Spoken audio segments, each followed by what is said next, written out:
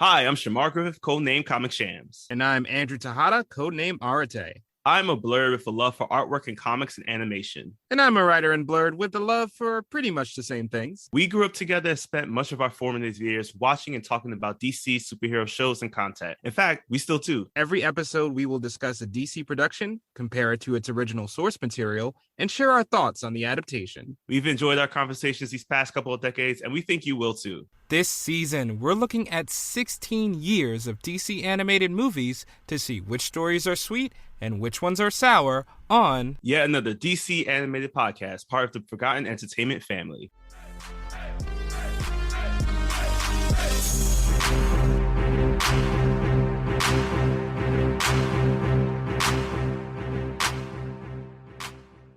Welcome to yet another episode of yet another DC animated podcast. My name is Shamar Griffith, codename Comic Shams. And I'm Andrew Tejada, codename Arate. Andrew and I have known each other since 1996. That was the year Aldis Hodge had his second film role in it was a rom-com called Bed of Roses. Or maybe it was just a romance, no com. But no com. He had a very minor role in that as Prince. But do you know what his first movie role was in? I'm not gonna say Black Adam, even though there's DC continuity wise, it should tell me it was. But what was his first role? He had a film debut in Die Hard with a Vengeance. Wow. I kind of need to go back and watch this. I'm pretty sure he did survive the Nakatomi Plaza thing because he wasn't even there for it. But I wonder what he was doing. Was he a cop? No. Oh. Samuel Jackson was Zeus Carver. Aldis Hodge was Raymond Carver. So got it. Next time you watch Die Hard with a Vengeance, look out for Aldis Hodge, Little Hawkman. Well, speaking of Aldis Hodge, I mean, we can see that even though we're talking about his first and second films, we get a chance to see that he's been growing in terms of his film appearances. As this year, he had not one, but two movies that came out this year. One, he's been, both of them both DC films. So my man is like just taking over DC little by little, because during the time in which he was filming as Hawkman on Black Adam, he also decided to take some time to step away in today's film, Green Lantern, Beware My Power. Yes, this is it. We have finally made it through our entire sweet or sour season. This is the last film. We have traveled from 16 years of DC animated entertainment to here, the 48th film within the DC animated universe. I didn't realize it. Yeah. So now that we have Aldis Hodge here with our 2022 film with a runtime of 87 minutes, of course, we have to get our mindsets correctly because this is a PG-13 film. So unfortunately, we can't say as much stuff as we said in our Soul of the Dragon episode. PG-13? I'm still shocked about this, but I think that as we got older, things got more acceptable. So this film was directed by newcomer to the DC universe with Jeff Wamster. And then we have today's film is that we get a chance for the first time ever to see John Stewart Green Lantern become the Green Lantern and what that origin story looks like in the animated universe. We've been calling for this for years, and finally we got it. Yeah, I would just now realize that every other time it's just like, oh, he's just there. So now we have our cast list for today. As we mentioned, Aldis Hodge is here as our John Stewart Green Lantern. Very excited for him. So we're going to see what's going to happen in this film. Next up, we may have curled away from his milk drinking habits and It's Always Sunny in Philadelphia. But today, McPoyle brother Jimmy Simpson is Green Arrow. That's all I can think of the entire movie. Yes. Jamie Gray Hyder will always answer her call of duty because she was a motion capture double within the games as well as a voiceover artist in the games as well. But today she flies in as Hawk Girl, Shira Hall. Next up, his missions held a special place in our hearts as PlayStation Spider-Man fans as Taskmaster. But today, Brian Bloom lends his voice to Adam Strange. And speaking of PlayStation Spider-Man, he was the voice of Aaron Davis, aka the Prowler, as well as Atrocitus in the Injustice games. Ike Amadi is here as the voice of Martian Manhunter, a role he returns for after the Man of Tomorrow film, which kicks off this new universe that we're playing around in with this movie today. Sunil Malhotra, his voice acting career is way long. I think one of the favorite things that I saw come up was that he was actually the voice of Balfunga's ship in our Emerald Knights episode. Oh, okay. Yeah. He also starred in the movie Johnny Bravo Goes Bollywood. Do with that information what you must. But today's but today Sunil is voicing the Power Ring today. And finally, I mean, the only thing I could say about this person here is that you've seen her in Pootie Tang. You've seen her in the UPN series Girlfriends. And today she is here while taking a break from filming her next film in which she'll be leading in, called Titanic 666. Keisha Sharp will be doing her second voice acting role ever as Vixen. But yeah, she was in this movie too. Mm-hmm. I think that already says some things about this film. So now that we have everything set, let's polish our rings and boom tube over to the beginning of Green Lantern, Beware My Power. It's fitting you mentioned there was a Call of Duty actress, because the movie starts in a Call of Duty campaign where absolutely everybody is getting wrecked in a very realistic and a little jarring to start with, but it is a good, effective way to shake your senses, because we cut to a sniper who is just mowing down everyone until he is attacked by a knife-wielding man. And while he's able to fend off one attacker knifes him right in the hand. And before we see how that happened, what the result was, hard cut, now we see him standing in front of a supermarket with a 1,000-mile stare, clearly suffering from some sort of PTSD right in front of that market. Yes, we get introduced immediately to John Stewart, I believe, new name Diggle, but I'm assuming this is just John Stewart here. He's held up in his moment of PTSD as a man tries to exit from behind him, and this leads him to attacking this man. He knocks all his food and groceries to the ground, so he decides just to apologize and head along his way to head back home, in which he comes across a drunk homeless man who's being attacked by two other men who clearly have nothing better to do. Yeah, they were so mad about this man hanging in the alley. Do they trap in this alley? Like, what happens in this do they alley? Trap in this alley? Why do they need this alley so badly? Because they're so mad about it that they pour gasoline on this man and get ready to set him on fire until John Stewart steps in with an impressive opening fight scene. Yeah, the animation is smooth on this one. But yeah, the animation is real smooth on this one. It's an animation style that's been adopted recently in this new universe. Another reason why we know it's definitely a new universe is because the homeless man is rambling about the loss of lives due to a world-ending flash of white. So this could be spoilers for the film, maybe. But I do feel like this kind of ties in with the aftermath of the Apocalypse War movie a little bit. Like, he somehow has some kind of recollection of the universe being rebooted. And, you know, of course, you have to save this man because he has a wealth of knowledge. So John Stewart just immediately starts wrecking these two guys. Unfortunately, though, it seems to be very typical.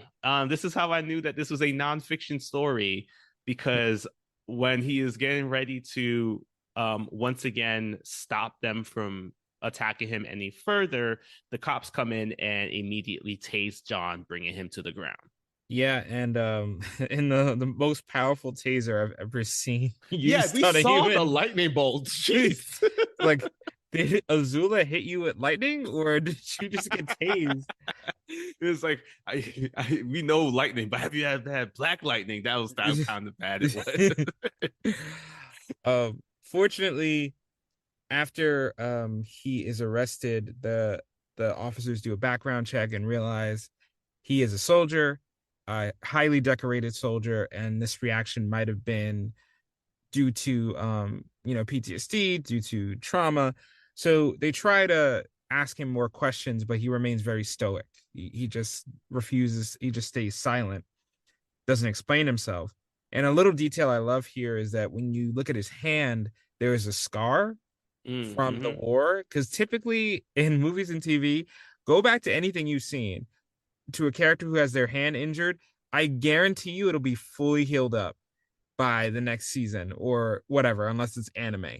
But most of the time, it's completely healed, and I love that there's a clear scar from this moment. It clearly is there.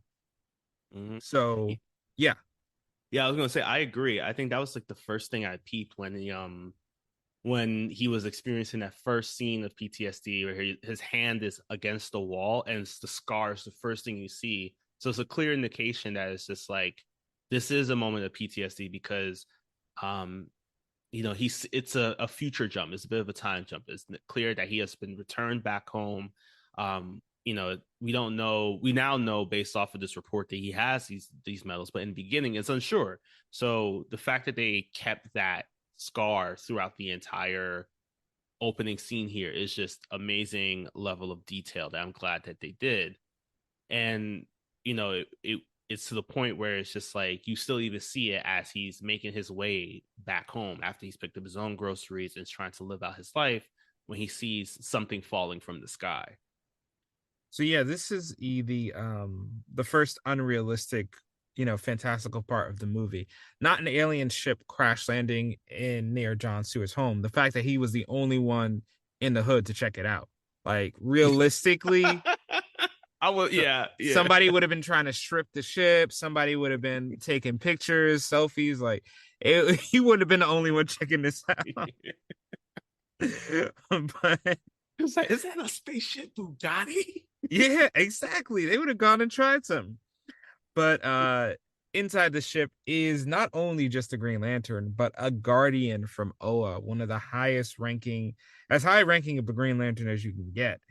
And in a story you've seen a couple times, but again, we've never seen these origins, so it's new for us. The alien is saved from the wreck and reveals that he was sent here to find John Stewart. And before he can get any medical attention, he immediately dies and disintegrates. And the only thing left behind is a ring that finds itself on John Stewart's finger. And John starts freaking out because it's funny. He freaks out over the ring crashing, being put on his finger, but he doesn't freak out when a man disintegrates in front of him. I'm just saying. He's seen some things, So he's freaking out because he can't take the ring off, and the ring is also talking to him. So he's saying things like he's going to hammer it off, and we see that he creates his first construct here, which is an actual hammer. And as he's like trying to figure out what to do, he asks the ring, is somebody he could talk to that can get him to understand what's going on? And much like a Siri or an Amazon Echo, it doesn't really follow the instructions properly. So it starts taking him into space. Yeah, as you do when that's why you can't, if you have an Alexa, make sure you don't say the wrong thing. Otherwise you end up going to space. And that's a fact. It's in the manual and everything. But he ends up in the Watchtower, right as Martian Manhunter, Green Arrow, and Vixen are having a discussion about some conflict in space that has taken Superman and Wonder Woman away. And in here, okay, so I do love what happens next, but I have to point out, what is one of Martian Manhunter's powers? Just mental abilities. What can he do with that? Oh yeah, he's telling.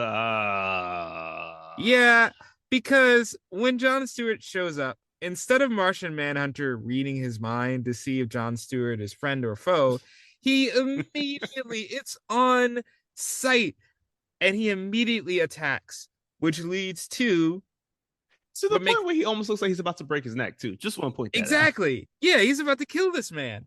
And he could just read his mind, which would be a lot better. But it does lead to another fun animated scene.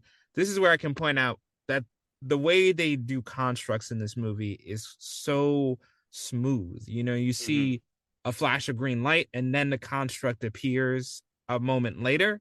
And this just little detail of you kind of see the ring okay, and then you see the construct is just so smooth, and kind of makes it more fluid, even though it sounds counterintuitive. But after after John Stewart almost reflectively cuts off Martian Manhunter's neck with a construct knife, Green Arrow is able to subdue John, and they're gonna actually sit down and talk for a second. Yeah, I do agree. I like the idea of the ring lighting up and then you seeing the line of green and then the construct, because it does seem very reminiscent of what we grew up with, and then not just appearing out of nowhere. So again, shout out to Edge Animation Limited Co. That is the full name of the studio that did the work on this, who's done work also on the rest of the films in this universe as of late. So as they figure out that it's time for them to sit down and talk things through, they're debating on what the next step should be.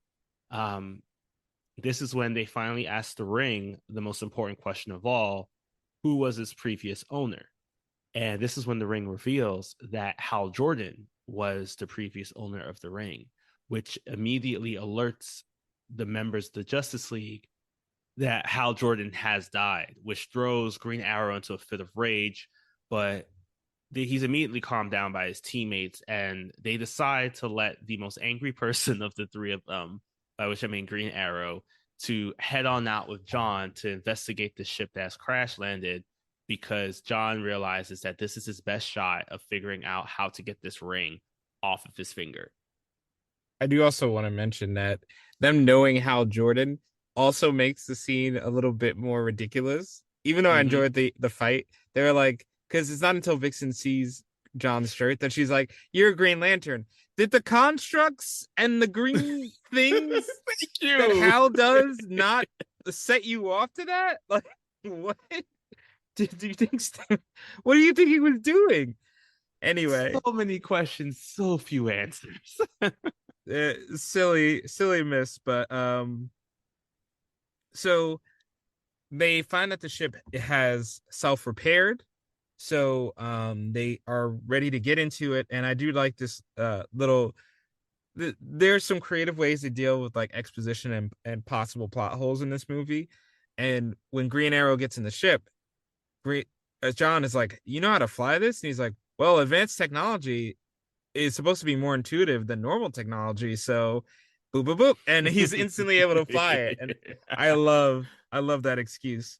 So I also love the excuse of when they were trying to figure out how the ship just repaired itself, and Green Arrow was just like, "I don't know, it might have been some nanites or something like that." And it's just like, yes, just the same thing we would say, just comic books. That's the reason why this shit happened. Yeah, I love it. Just little hand waves, just keep it pushing. We got a lot because they want to get to a lot, and they do. So they reach Oa pretty quickly. They find that a lot of the A-list Green Lanterns are already dead. My boy Fishman, I'm sorry for not remembering his name. Tomorrow, something like that. Yeah, that's wow. Tomorrow, but still close. That's I'll give you the credit in class. needed Fishman to get there. So he's dead. and that leads them to go to a statue palace where they see all these statues of Green Lanterns past, but the greatest Green Lantern of them all is Hal Jordan. And as they're taking in this information, they get attacked by not Hawkman, but Hawkwoman.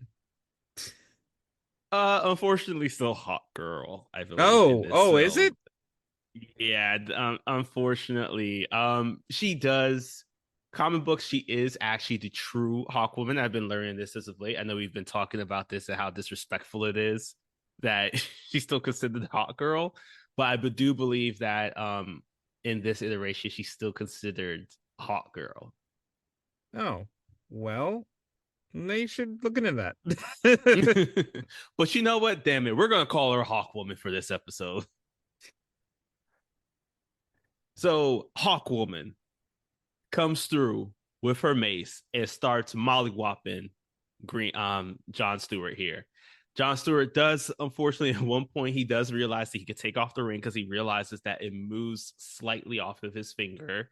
But upon getting attacked, he does run and grab for it again to put it back on in order to use it to create constructs to defend himself. Um, the battle is pretty one-sided, even with the ability to make constructs. But fortunately, Green Arrow jumped in, and this gives John an opportunity to create a Jeep as one of his constructs, which he uses to pin her against the wall. And basically, he hits the ignition and presses the gas to further crush her. And this is where we get a chance to see once again another strong moment. This is the third moment of PTSD in our film here today, as John is just experiencing what happened to him with the knife being plunged into his hand, while Green Arrow and the Ring are both pleading for him to stop because it's clear that she is about to die, and they're not going to use lethal force.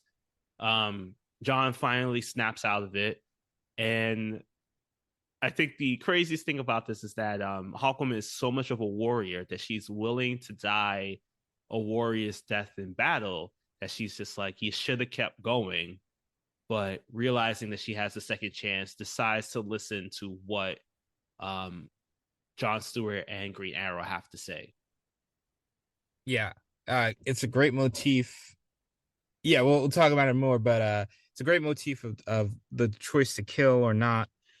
And they basically tell her, look, we imparted no attack. So we could all actually work together, see what's going on. And she agrees to this tenuous treaty because she has a lot that she wants to cover.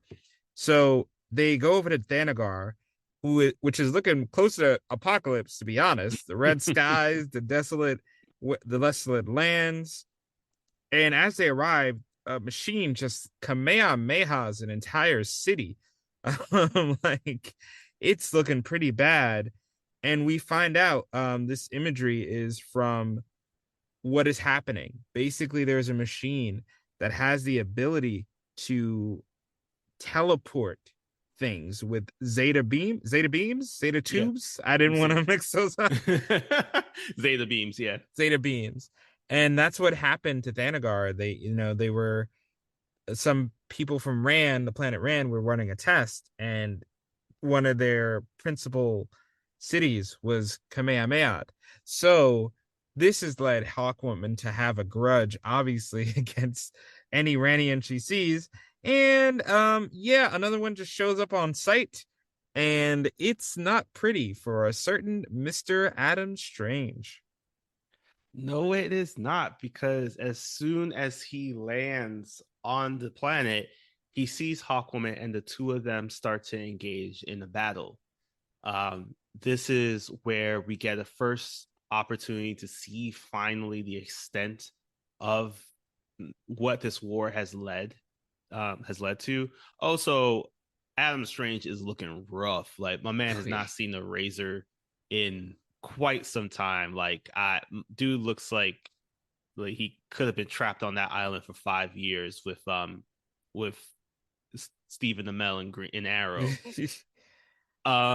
So this is also where we get a bit of understanding too of what the war was about. because not only do we get that again that mention of the test going wrong, but we also learned that apparently there was some kind of it was hacked in, and most importantly, this is where we actually learn that how Hal died.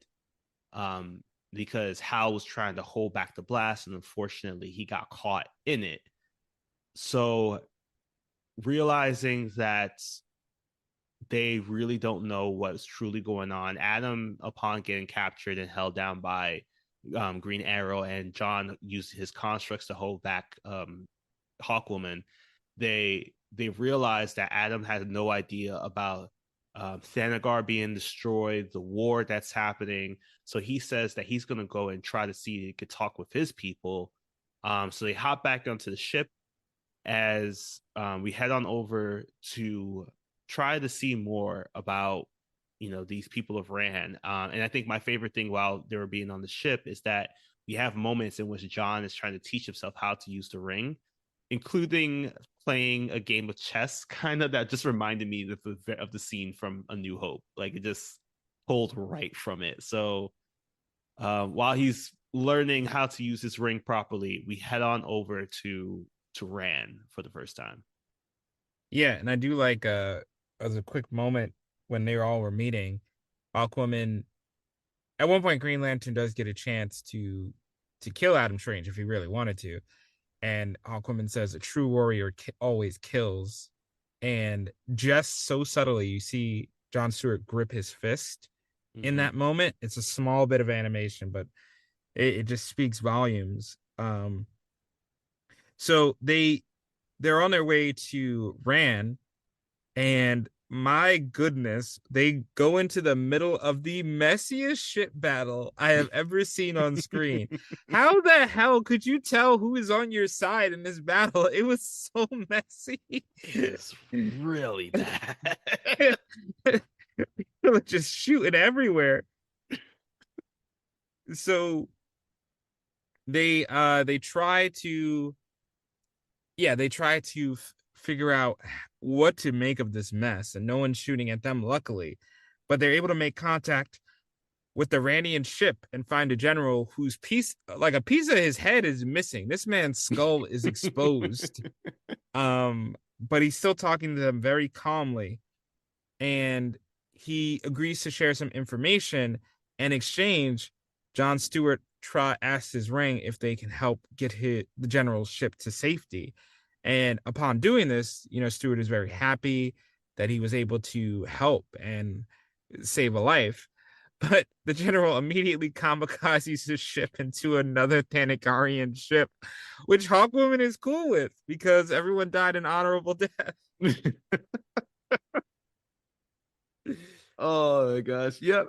As we said, this is a pretty strong motif here in this film. The concept of a warrior's death. Which is, I guess, truly understandable when you have this strong sense of nationalism within a war film. But prior to using his ship to destroy a Thanagarian ship, this General Captain Cantus, he reveals that one of the Iranian scientists who was there in the beginning of the Zeta Beam project, whose name is Sardath, he intends to use the beam as a doomsday weapon to finally destroy Thanagar completely, by which I mean the remaining soldiers of Thanagar. So now the new plan is to find a way to stop Sardath from doing this, which leads to Shayera Hawkwoman and Adam Strange finally putting their differences aside long enough to review some of the footage that Cantus has sent over to them about past attacks, and they realize something pretty big is happening and that they truly don't know who is responsible for the war, because even though there is a ship that does end up attacking either side, and it's always like the opposite side ship is attacking the planet, it's clear that this ship is one and the same, and that it's just masking itself as ships from Rand and Thanagar. Yeah, so now they've realized that this whole war that has escalated is all been manipulated by a third party, and fortunately they're able to trace back a bunch of ship flight navigations to realize where they are. So they find an asteroid and a base within the asteroid. And this scene, again, every action scene tops itself Hmm. in this movie. And as they're walking through the base calmly, uh there's a surprise attack, and the way Stewart fluidly defends himself in an instant is just one of the best bits of animation in this film. Um, but they all have to go and fight all these Yellow Lantern opponents, including who I initially put in my notes as Third Eye Flash dude, but I realized that was Despero, right? Yes, and Despero. Oh my god! Why did I immediately start singing "Third Eye Blind" in my mind? Never feel so alone. Um, so they're all the this assembled team of heroes is fighting their respective opponents. They're doing pretty decently, but when John gets an opportunity to kill Despero after Despero tried to kill him, he hesitates. He says, I've had enough killing. I just don't want to do that anymore. But maybe he should have, because another friend shows up and it's not pretty for him. It is not at all, because we have now joining the cast Rick Wasserman, who we know from a bunch of other DC animated content as well as voiceover work in video games and films. He is here today as Sinestro, and he immediately pulls a yellow gun at John's head.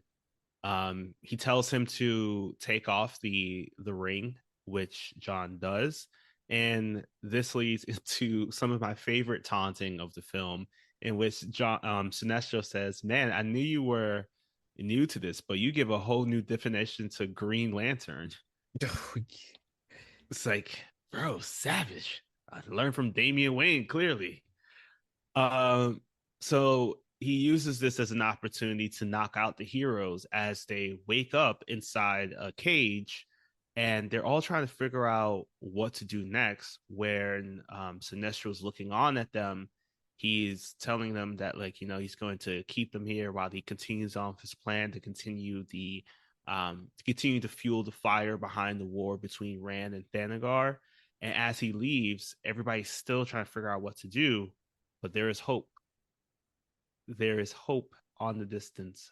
A bearded man in a cloak comes out, and even though he looks a lot like Ewan McGregor's Obi-Wan Kenobi, it is the one, the only Hal Jordan.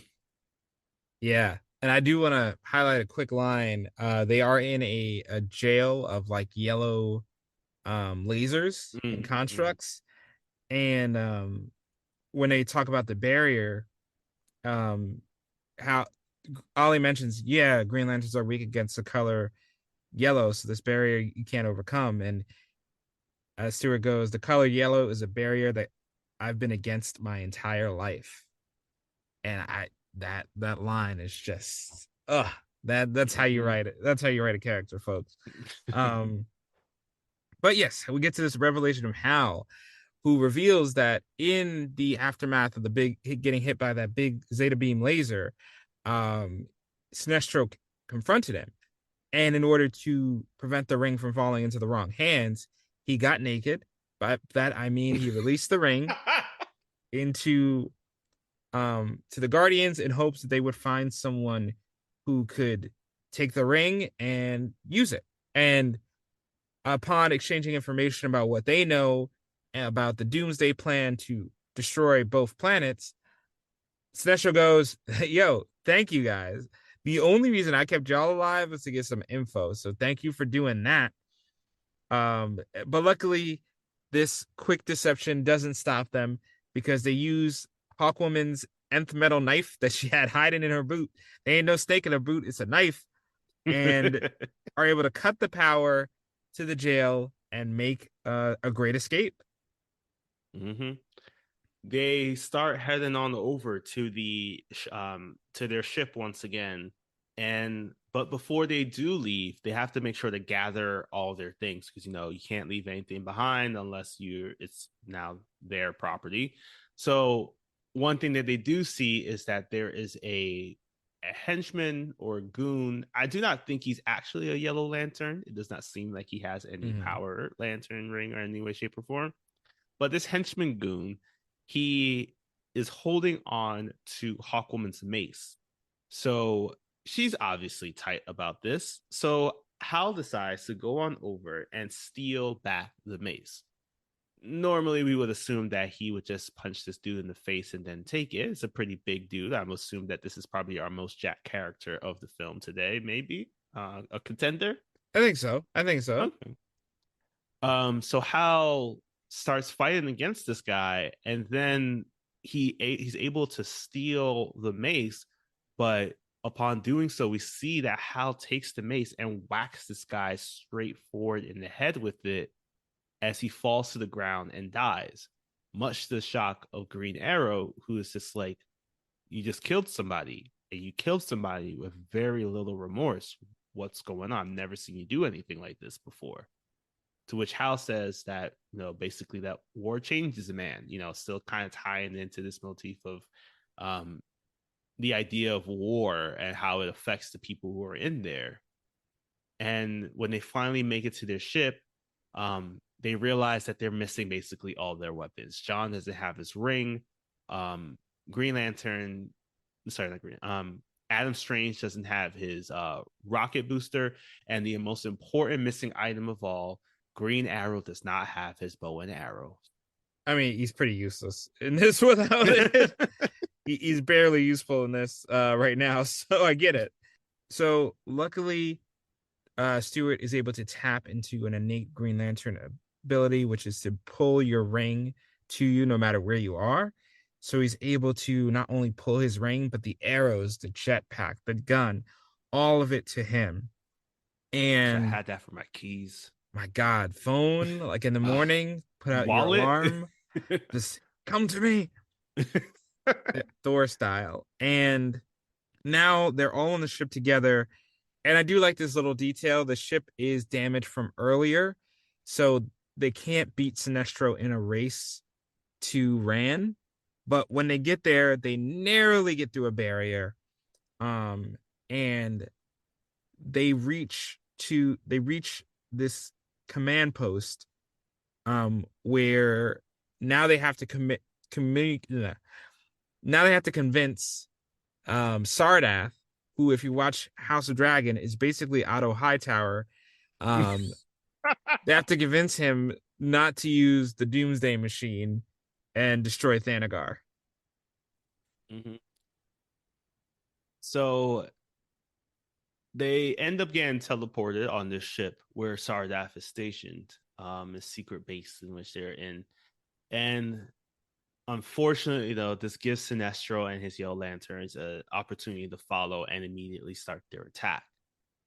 This leads into the biggest battle of our film here, as basically the rest of this film is just all of this battle, because we now see that the heroes have teamed up with the Ranians to take on the Yellow Lanterns. And we get a really cool opportunity to see some of my personal favorite moments of the battle. Like we see now that like John has really become adept of using this ring, and ties it in with his Marine Corps training. So he starts working alongside the weapon systems that he knows, in terms of like he's able to construct a knife, he's able to construct fists, he's able to construct shields.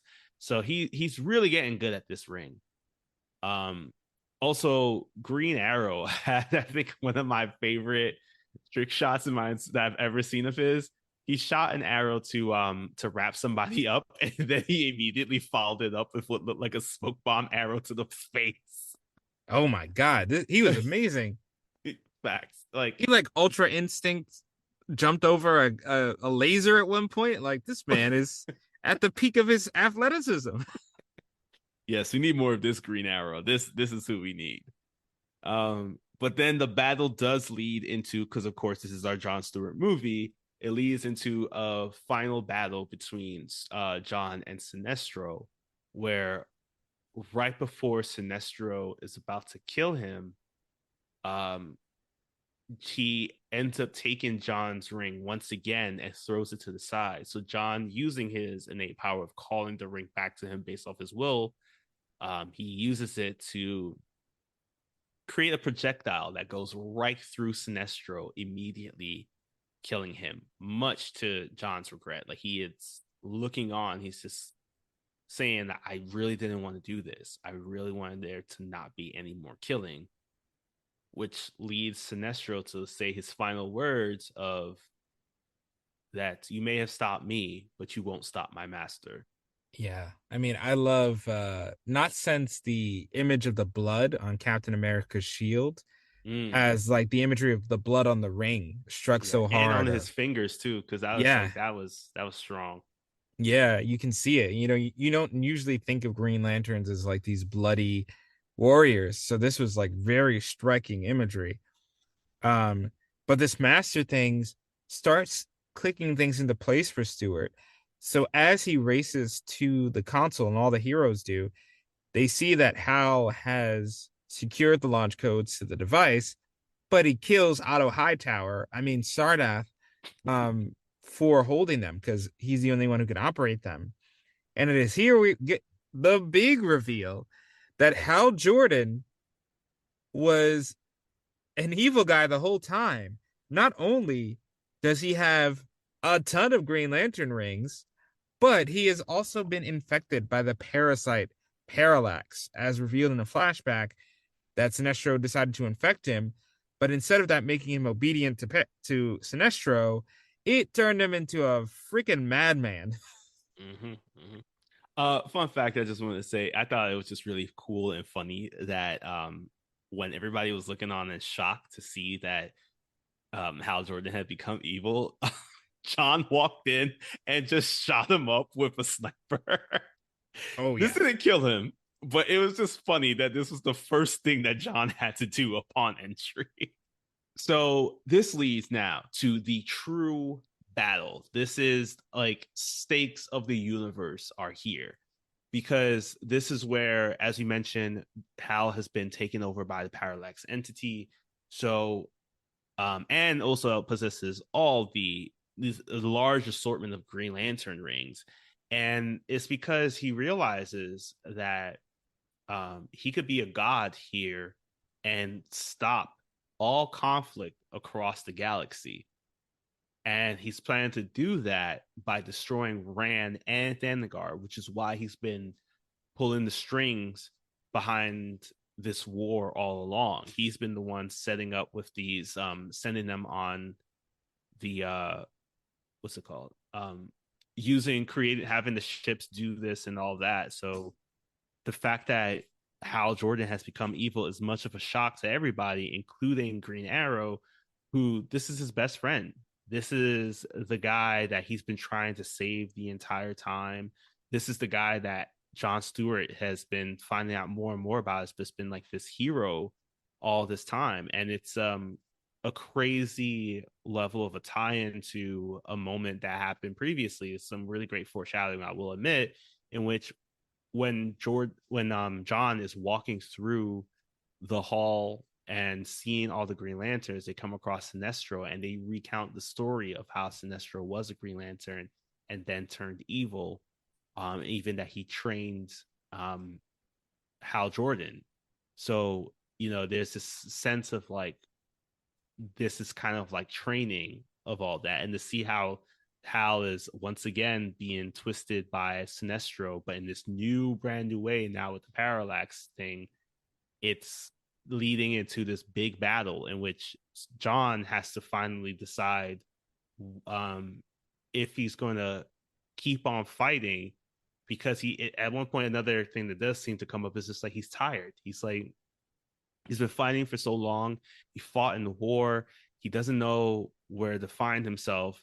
So now that he's in the middle of this new war and he is the only force that could probably stop it, does this mean that he has to move forward and kill Hal Jordan, all while the rest of the team has to stop the Zeta beam that's about to destroy Thanagar once again. Yeah, it's a lot. Yeah. There's a lot on the line. And Adam Strange mentions earlier that Zeta beams are just attracted to him. So he decides to use that fact and kind of goad the Zeta beam to follow him. And because it's already going to be fired, so he decides to lead the Zeta beam away. And after a sweet construct battle, I mean, this thing is just so fun and so fluid again. It comes down to Hal is temporarily bested by John Stewart, despite having all the rings in the world. Mm-hmm. And even Stewart's able to even get some of the rings back, pull them right off of Hal. And really thought you were going to make a Shang-Chi joke there. No, I held back. I held back today. But despite all of that, getting all the rings, Hal is able to summon one last construct, a knife. And again, we parallel right back to that opening scene. And they just can't. And even then, Stewart just can't bring himself to use deadly force against Hal. So in here, we have an arrow hit Hal, fatally wounding him. And this is a moment of huge regret for Green Arrow. He never wanted to do this, but he realized to save the universe, he did have to kill his friend. And this is where, as Stewart offers to Green Arrow, that we're all forced to do things we don't want to, and we can't beat ourselves up as long as we do them for the right reasons. So, that's Stewart's rationale and how he's able to overcome this tragedy.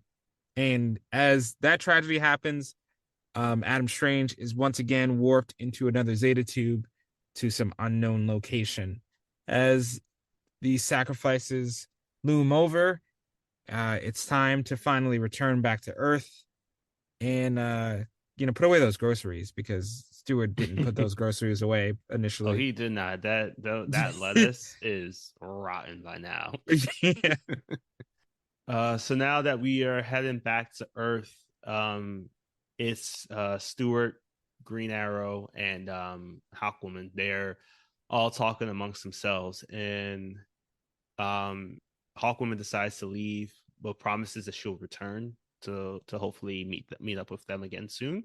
So now Green Arrow and John Stewart, they walk off in the distance, and Green Arrow's like, kind of giving Stewart some compliments on just like, you did good work. I know I was trashing on you earlier about, your constructs are trash and all that, but I'm glad to have been a part of this battle with you. And this is when Stewart says, like at first Green Arrow is still very sad about the loss of his friend. And he's like, I don't really have that many friends or anything. So Stewart tells him that there are many new friends that they can make along the way. As our movie comes to a close here, as we see the credits roll, I gotta admit, the opening scenes, the credit scenes of this movie are stellar, because it's the Warner Brothers DC's logo, but in space, surrounded by like green energy, and it's like visually really cool. So that ends our movie here. Green Lantern, Beware My Power. Before we get into whether or not this movie that came out in early March of 2022, or sorry, early summer of 2022, and just was released on HBO Max not too long ago, hashtag not sponsored, we're going to find out how many rings we can actually put on our fingers to see if we could be like Hal Jordan. But in the meantime, here's a podcast from the Forgotten Entertainment family that you should be listening to the next time you're not listening to us. Hi, I'm Mike Field. I'm Mike Butler. And you're listening to the Forgotten Cinema Generic Ad. Join us every Wednesday as we talk about films that seem to be forgotten by audiences, whether it be because a more popular movie was released at the same time or the film simply didn't catch on with an audience in its initial run. We'll discuss what we love about the film, maybe don't love about it, but we'll always recommend you revisit it. You never know, you might find your own forgotten gem. Forgotten Cinema is available wherever you get your podcasts or at ForgottenCinemaPodcast.com or ForgottenEntertainment.com, as we are a proud part of the Forgotten Entertainment family. I swear I talk more in the episodes. All right, so Green Lantern Beware My Power in 2022. This movie dropped. This is one of the latest films to have been released by DC Animation Entertainment. What do you think, Andrew? Is this movie as sweet as the groceries that probably are still located in the supermarket where John does his shopping? Or is this more sour than I'm assuming the Parallax entity has to be? I gotta say, fittingly, this is probably the hardest rating of the entire season. We didn't plan it like this, but this one is tough because Jon Stewart's plotline from start to finish is handled so well. Obviously, it's groundbreaking because we've never seen it before, and the themes of when it's right to kill, is it ever right to kill? Being a soldier, having this thrust upon, are so powerful. But on the other hand, you have a ton of other movies packed into this movie, with Adam Strange's entire backstory kind of temporarily hijacking the plot. Hal's transformation to this evil entity being very quick. And you know, a lot of stuff about Rand and Thanagar that we don't necessarily get keyed into. So it is a tough call, but ultimately, I think this movie, I will give a sweet. The thing that tips it over the edge for me in that direction ever so slightly is that even with a ton of things going on, it keeps the emotional through line through. It never loses sight of how these events are affecting John, even though they could have cut back a lot on these events significantly so that it was more of a John story. We always have a sense of where he is and what his headspace is. And I've seen movies with thinner plots where I couldn't even tell you what the main character was thinking. And here there's no question. I was following with John's journey. I like how much Green Arrow was able to build his relationship with Hal off screen before they even met, and how effective that ending was for him. You know, Adam Strange's tragedy of the journey and Hawkwoman as this very, serious comedic foil. All of that worked. All that chemistry worked. So I think even though it gets very messy, and I imagine you'll cover that it cuts around a lot of stuff from the comics. Ultimately, I think as a product, it is interesting, it is groundbreaking, thematically sound. And I think one thing that also helps is that when I think of a movie we did very recently, where they introduced the new Green Lantern and her backstory was kind of cut and chopped to hell for them to get to the end. Here, by contrast, the Green Lantern story is given the attention it deserves. While other things do happen, and certainly a lot of other things do happen, this is a Green Lantern story, and it becomes a Green Lantern story. And that's why for the first Green Lantern suite I'm awarding goes to this. Yes. What do you think? Man, I agree with you. This was definitely a tough one. But I think if I were to really sit down and think about this movie is much like an orange, not the color, the fruit, because this is a very sweet movie. However, I am not blind to the possibility of the sour aftertaste.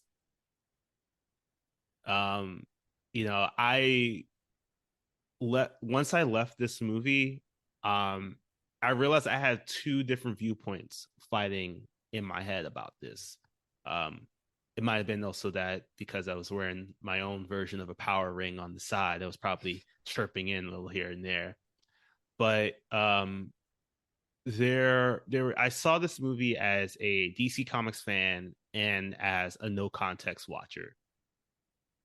As the fan, I picked up on all the references. I understood where the story was going.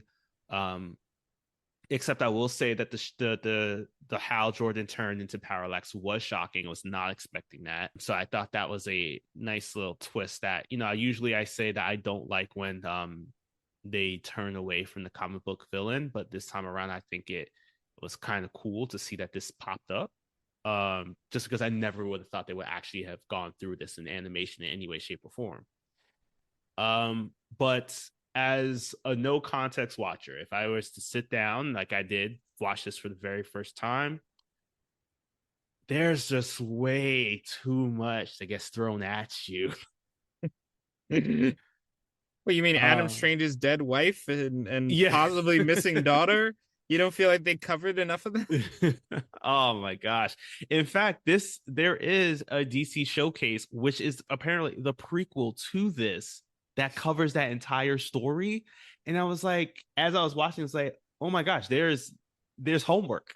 I have to watch this other film. If it wasn't for the fact I had randomly seen it, fun fact about this DC showcase, Adam Strange, I think it was a part of the home release version of Justice League Dark Apocalypse War. So this has been in the mindset, this direction of using Adam Strange, especially in this film, since probably about 2020, I think, was when that movie came out. So they had already more or less set up the new universe immediately after ending the Flashpoint New 52 era. So to the fact that we got to first off meet Adam Strange, and not only Adam Strange, we got to meet Hawkwoman. We got to meet, which I felt was a little, this is what's causing a bit of my sour aftertaste about this film, is that Martian Manhunter and Vixen, I feel, were kind of wasted in this film. Who?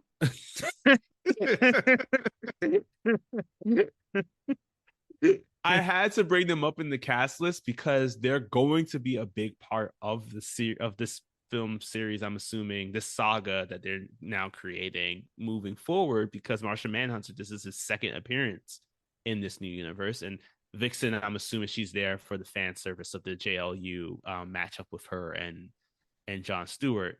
So, and then we also get thrown into the Thanagarian-Ranian War, which, looking up on it, has, and I'll cover it in the comic book section, there's 15 years of context that we have to go through, or rather, this like story came out like about 15 years ago, and there's so that played a big part. And then along with that, we also get introduced to the Yellow Lanterns and Parallax in this all new universe. So, which is why, it's cool to finally get an opportunity to see Jon Stewart. I love the dynamic. His characterization in this film is phenomenal. Bringing it to the point where the PTSD plays a big part in him joining into this war again. Great work. Even just the animation scenes, the fight scenes, that's the main thing that tipped it over for me. The fight scenes and the little and the animation details are phenomenal, and I think that's why this movie is a sweet for me. However, because of the fact that there's so much extra homework, like we understand now that this is a new universe. This is the I believe now this is the fifth film. Fifth film, mm-hmm. Because I'm counting Batman The Long Halloween, both parts, as their own individual film. To understand some of the little things. As we mentioned, DC Showcase Adam Strange, the short that was created, is the prequel to Adam Strange's journey here. So that's one thing. And then when they mentioned the Superman and Wonder Woman being somewhere else, it means to me as a someone who's like seen the films, I now have to know that the Justice League has been established, which we saw a little bit of in that post-credit scene in Batman the Long Halloween. But it also means that I have to watch Man of Tomorrow. I have to watch Justice Society World War II, which introduces Wonder Woman and the Flash. And now also Batman Long Halloween, to understand that there's some idea that the Justice League has already formed. That's the main reason why I was a little upset about this movie, just because they threw in so much stuff that didn't necessarily connect to John Stewart, and it feels like we're just trying to force the creation of the Justice League really quickly down everybody's throats, when in the last universe we had a full movie dedicated to their creation. And I'm not saying that we need a full movie to the creation of this new Justice League, but it seemed like no one knew who the Justice League was, at least from John Stewart's point of view, because they don't know. It seems like, as you mentioned, they started attacking him and didn't immediately put together that, oh, he could be a Green Lantern. And he doesn't really seem to know much about the Justice League Watchtower or any of the members of the League. So either they all found each other pretty easily, which seems impossible, or the reporting in this universe sucks and he's just not paying attention to the news. Lois Lane, what are you doing here? Like, come on now. Get it together. Yeah, and I agree. There's so much. And if the movie had been any less, like, if without John Stewart, he really holds this movie together. Without him, a lot of this would just not work. Just straight up not work. So yeah, I think my RT alteration just really just cut the Adam Strange stuff, honestly. I think you could probably. Never mind, I'll take that back. I'll take that back. No, I'm just a suggestion, but like I think you could probably get to the end game of this, which is the shock of Hal is Parallax and there's a conspiracy going on between Thanagar, because you don't specifically need Adam Strange to uncover the conspiracy. There are ways around this, I think, that you can get to the end, but yeah, like he could just be a random Rand guy with a lot less history. You can just swap him out for just like, oh, it's a random foot soldier. And I get it wouldn't be as, Easter egg and rewarding, but it would allow more time to just have with all the other things that are going on and streamline it into a more of a Green Lantern movie. Yeah. And I do have to follow with a second RT alteration. Make Aldous Hodge John Stewart in the DCEU, please. Yes. I don't care that he's Hawkman. He can be the same. You're gonna have, like, what is it? Jason Momoa wants to be Aquaman and Lobo. Let Aldous Hodge be John Stewart and Hawkman. Let's not forget about Djimon Hounsou, who is just like, I think he is multiple characters within the DCEU already. He's gonna be playing it. Yeah. It's possible. Just do it. Is he the true Martian Manhunter of the DCEU?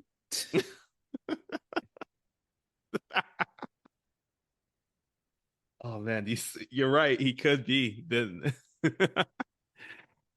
All right. Well, as we mentioned, let's just get right into it, because along with the fact that we threw in so much content into this film, we got to make sure that we at least cover the crap ton of comic book knowledge that has popped up in this as well. You'll be here for the next 3 days. Yeah, pretty much.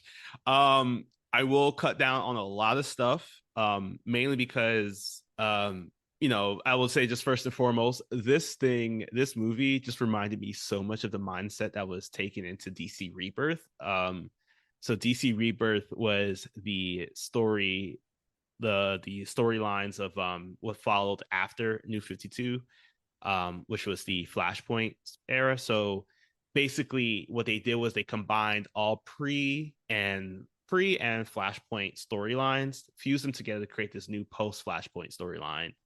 So that's basically what I felt like watching this movie was like. And so some of the things that we're pulling from are the origin of Green Lantern, John Stewart, which I covered back in our Static episode in which he did meet Jon Stewart for the first time, and shout out to Philip Mark for doing dual voice work on that episode. Also, I'm not going to talk about classic stories like Emerald Twilight from 1994 and Zero Hour Crisis in Time from 1995, because I think that everybody's favorite meme is seeing Hal Jordan have more rings than Jennifer Lopez. So I think we all know the context of what happened there a little bit. But I will be covering this relatively new story, which is the Rhaenys-Thanagarian War that was first fully written out in 2005 by Dave Gibbons and serves as pretty much the backstory for this film. So it starts with Adam Strange, who was first created by Julius Schwartz in Showcase number 17 back in November of 1958. So at the time of this recording, happy birthday, Adam. I believe this is your 66th birthday that we'll be celebrating this year. Doesn't look a day over 65. So he was an archaeologist that while in Peru got teleported by one of the characters from our film here, Sardath. So Sardath sent out a Zeta beam in an effort to connect intelligent life on Earth to Rand, because he was hoping that there would be someone smart enough to figure out that the beam came from Rand, in the hopes that they will then create some cross connection between the two planets and galaxies. Unfortunately, this immediately teleported Adam over to Rand, where he's first introduced to Alana, who was also mentioned in the film, who is actually Sardath's daughter, as was also mentioned. And the two of them fall in love. They get married, they have a kid together. Unfortunately, the beam's energy is only temporary. So Adam, unfortunately, gets returned home every single time that the beam used to dissipate from his body. So in order to, being a good father-in-law, Sardath gave all the information on Zeta beams to Adam, which Adam then used math and science, shout out to STEM education, to figure out where these beams will pop up around the world. And what he would do is that he would continuously chase after these beams so he could head back over to Rand, be with Alana, and serve as a hero on Rand, because he wanted to make sure to protect his second home. So that's like a quick intro on Adam Strange, who eventually does continue to have some more series, including the first series that led into the Rhaenys and Thanagarian War, which is Adam Strange's special Planet Heist, which was an 8-part series that was written in 2004 and was written by art by Pascal Ferry and our new favorite favorite person, Andy Diggle. Oh, Andy. Yeah, so in this story, we learned that Adam has kind of gotten a better understanding of Zeta beams, a true understanding, so he could pick up where they are. He even, I think in more recent continuity, he's able to, as we saw in the movie, it pops up randomly where he doesn't really know where they happen as much. However, he ends up missing Zeta beam transfer for him to head on over to Rand just when he's thinking that he found a way to stay there permanently. So as he's getting ready, unfortunately, he misses it.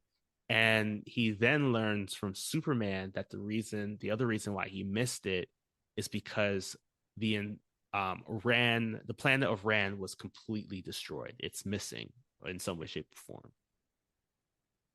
form. This causes Adam to go on the quest to try to see if he could find out what happened to Rand, because Superman doesn't share with him and because Superman doesn't know. So he decides to go on the quest, and he teams up with heroes like the Omega Men, the Dark Stars, who are kind of like Green Lanterns, but darker. And then Brainiac 2, who has a police force. They team up to find out what's happening, because it's revealed that Sardath, he actually moved the entire planet using his Zeta beam technology to save it from a villain called Starbreaker, who eats off the energy of planets. If you look at this guy, he kind of looks like what's his name from Superman Request of Peace, that radioactive dude, but also kind of like Superman, kind of looks like him. Oh yeah, right. Yeah, Radioactive Man. Yeah, I love him. Favorite DC villain. um, so Starbreaker tried to destroy Rand. Fortunately, they were able to take him down, but well, actually, they took him down in the past. And then he died during the efforts. But then this death cult, led by Cherie Valkyrie, she's trying to resurrect Starbreaker once again, which Adam, along with his team with the Omega Men and Dark Stars and Brainiac 2's police force, they're able to stop her in a battle that leads to her death. And with her dying move, she moves Rand once again, putting it to occupy the same space as Thanagar. And this is what I was saying that's quite rude. yeah, it's just like, come on, man. I just found my keys. You're gonna move them again.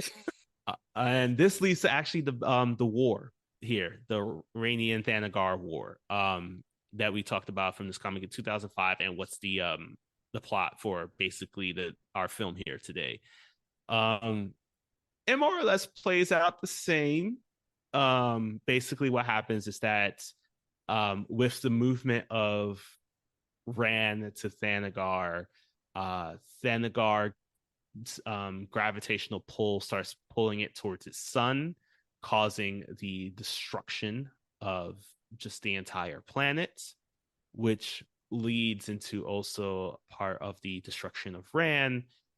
So Rand is still more or less stable, but Thanagar is completely destroyed in its own way. So Adam Strange, in an effort to once again stop the rest of the members of this cult and from continuing on with this war and leading into this battle between Rand and Thanagar, who both of them believe that the other is responsible for their situation, Adam teams up with Hawkman, as well as Kendra Saunders, who is this version's Hawk Girl, and also teams up with Shayera, who is now Hawk Woman, to help stop the war between Rand and Thanagar, which they're able to do so. Also, Green Lanterns come into play. Kyle Rayner comes in to help with the efforts, and they're able to stop the war, which they learn little by little the movement of the planet was actually caused as well by Superboy Prime, because this entire story is a prequel to Infinite Crisis. Okay, that's enough. That's enough. All right. And we blame the movie. But wait, there's more. Oh God. As I mentioned, this 2005 story is the first fully written out version of the Rand and Thanagar war. There was another. Prior to Crisis on Infinite Earths in 1985, there was another moment in which, in the series DC Showcase, where Hawkman and Adam Strange kind of led that series along with Hawk Girl, who again was Shayera. This story ran from issues 101 to 103 in 1978 and was written by Jack C. Harris and Al Milgrom. In this story, we see that team up once again between Adam Strange, Hawkman, and Hawkgirl, this time to stop the villain Kanjar Ro, who is paying Randians and Thanagarians to cause chaos amongst the two planets and eventually pitting them against each other so that he can take over as a dictator in the aftermath. Which I can see why they pulled a lot of this story into actually our film today, but just replacing Kanjar Ro with maybe like Hal and the Yellow Lanterns to try to spice it up a little bit. And that's it. That's actually the abbreviated version of the war. There are about, I think almost 15 comics, because we have 8 parts in the 2004 series about the planet heist. Then there's 7 comics plus in the Rand Thanagar war, plus a tie-in to Infinite Crisis that leads into that. And then they got into another battle. This time, Rand and Thanagar got into a holy war in which Adam Strange had to fight in it once again, but this time blind. Blind, you say? I believe this was the time that he fought in it blind. There are many times in which Rand and Thanagar have pretty much gone to war, and at one point he does fight in it when he's been blinded. And it's a wild story, and I can see this actually has been this war actually has been in preparation in terms of being animated out since probably Justice League versus the Fatal Five, another movie that we covered. There is that scene in which it's revealed that John Stewart is on Rand, I think, handling something that's been going on. And then in the next scene, Mr. Terrific and Superman are talking about how Shira, she left recently while trying to break through the prison that's holding the Fatal Five, because she had to head back to Thanagar due to a war that was happening out there. And those wars that they were mentioned in that movie is this war. Okay. So it's all connecting. Yeah, little by little. But again, you have to do so much homework to understand these things, including watch basically all Tomorrowverse plus DC Showcase Adam Strange, plus the random Justice League versus the Fatal Five. It brings in the Bruce Timm and Paul Dini DCAU. So yeah, get to homework, guys. There will be a test later. Yeah, especially because we've wrapped up our sweet or sour season. You now have to take on the final. But oh man, that is 16 years of DC animation that we've just covered. How are you feeling? Feel like it took only 6 years to do it all. Just because of the freaking months. Not was it Monster Mayhem? Monster Mayhem. Yeah, that's gonna haunt me. I can and tell. I do, pun intended. Solomon Grundy's gonna walk up to you every single time in your dream saying, "It's pizza time." Oh God, Joker, don't kiss me. Why is my car a wolf? Oh, all right. Well, thank you all for joining us for our journey through the DC animated universe as we went through and determined whether or not these films still hold up to what they are. I think I definitely had some favorites, such as the Superman and Batman Public Enemies, which was basically explained our 2016 experience. Yeah, pretty succinctly. yeah. And then we also had some fearful ones, such as Green Lantern Emerald Knights, which I can't tell what time is anymore since we had so many flashbacks. God, that one is yeah, that one was yeah. I honestly didn't expect, but one of the best ones we saw in this series, Super Pets, and it wasn't even intended to be a part of this thing. Yeah, officially on the record, Gods and Monsters, Return of the Cave Crusaders both were much better than they had any right to be. Yeah, and then I have to say, yeah, I think I know we feel differently about Soul of the Dragon, but that was a trip as well. Listen, I think I will condone any movie in which Bronze Tiger calls Bruce Wayne white rice. It gets a pass for me.